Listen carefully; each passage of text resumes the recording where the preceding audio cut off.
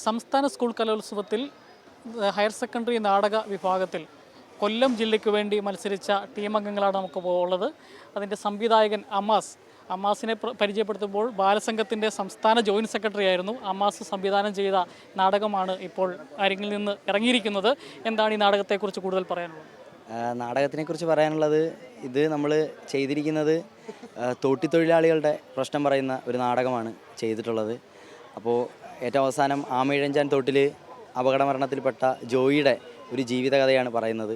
കാര്യം നമ്മൾ വലിച്ചെറിയുന്ന മാലിന്യങ്ങളാണ് വൃത്തിയാക്കുന്നതിന് വേണ്ടിയിട്ട് ഒരാൾക്ക് ഇറങ്ങേണ്ടി വരുന്നത്. അത് അയാളുടെ ജീവിത സാഹചര്യങ്ങളൊക്കെയാണ് അയാളെ ഈ ഒരു തൊഴിലിലേക്ക് കൊണ്ടെത്തിക്കുന്നത്. അപ്പോൾ അങ്ങനെ തൊഴിലിടത്തിൽ മരണപ്പെടുന്ന ഒരു കൂട്ടം മനുഷ്യരുടെ കഥയാണ് നമ്മൾ ഈ നാടകത്തിലൂടെ പറയാൻ ശ്രമിച്ചിട്ടുള്ളത്. ഹൈസ്കൂൾ വിഭാഗത്തിലും ഈ കൊല്ലം ജില്ലയിൽ അമാസ് പഠിപ്പിച്ച കുട്ടികൾ തന്നെയാണ് അരങ്ങിലേക്ക് എത്തുന്നത്. ആ നാടകത്തെക്കുറിച്ച് എന്താണ് പറയാനുള്ളത്? ആ നാടകം എന്ന് വെച്ച് കഴിഞ്ഞാൽ അത് 10ാം ക്ലാസ്സിലെ ഉഴപ്പന്മാരായിട്ടുള്ള കുട്ടികളുടെ പക്ഷം പറയുന്നൊരു നാടകമാണ്.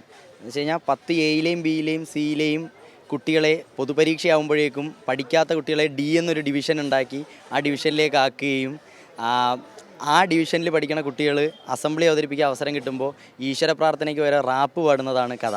അപ്പോൾ കുട്ടികൾക്കിപ്പോഴും ഈശ്വര പ്രാർത്ഥനയൊന്നും പാടുന്നത് ഇഷ്ടമല്ല. സത്യം പറഞ്ഞാൽ അവരുടെ സംഗീത സങ്കല്പങ്ങളൊക്കെ മാറി. അപ്പോൾ സ്കൂളെന്ന് പറയുന്നത് ട്രെൻഡിനനുസരിച്ച് മാറേണ്ട ഒരു സംഭവമാണ് എന്ന് പറഞ്ഞു വെക്കുകയാണ് കുട്ടികൾ. അപ്പോൾ ഞങ്ങളുടെ ട്രെൻഡെന്ന് വെച്ച് കഴിഞ്ഞാൽ ഈശ്വര പ്രാർത്ഥനയല്ല. കാര്യം ശാസ്ത്രം പഠിക്കുന്ന സ്കൂളിൽ എന്തിനാണ് ഈശ്വര പ്രാർത്ഥന പാടേണ്ടത് എന്നുള്ളൊരു ചോദ്യമാണ് കുട്ടികൾ ചോദിക്കുന്നത്. അത് ചോദിക്കാൻ പഠിക്കുന്ന കുട്ടികളല്ല വേണ്ടി വന്നത്, ക്ലാസ്സിലെ ഉഴപ്പന്മാരാണ് വേണ്ടി വന്നത്. അപ്പോൾ അവന്മാരെ റാപ്പ് പാടണതും അവന്മാരെ സ്കൂളിൽ നിന്ന് പുറത്താക്കുന്നതും പിന്നെ അവന്മാർക്ക് പുറകെ സ്കൂളിലുള്ള അധ്യാപകർ ഈ നാട് മൊത്തം പോകുന്നതാണ് ടെൻഡി റാപ്പേഴ്സിൻ്റെ കഥ.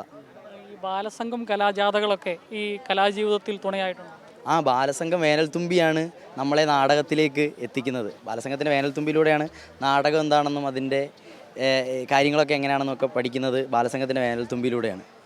അപ്പോൾ ഈ ഭാവി കാര്യങ്ങൾ, അപ്പോൾ ഡ്രാമ സ്കൂൾ വിദ്യാർത്ഥികൾ ഡ്രാമ സ്കൂളിൽ ഇപ്പോൾ PG 2ാം വർഷം പഠിച്ചുകൊണ്ടിരിക്കുകയാണ്.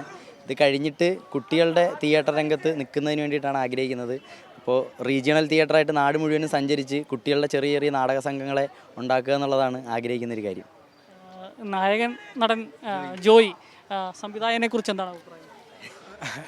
അങ്ങനെ പറയാനൊന്നുമില്ല. നമുക്ക് ഈ ക്യാരക്ടർ എന്തുവാണെന്ന് ഭയങ്കരമായിട്ട് മനസ്സിലാക്കി തരും. നമ്മൾ വേറെ ആർക്കും വേണ്ടി കളിക്കേണ്ട, ഫസ്റ്റ് വേണ്ട, സെക്കൻഡ് വേണ്ട, ഒന്നും വേണ്ട. നമുക്ക് നമ്മളെ കയ്യിരിക്കുന്ന ആശയം പറഞ്ഞു കൊടുത്താൽ മതിയെന്നാണ് നമുക്ക് എപ്പോഴും അമാസ് പറയുന്നത്.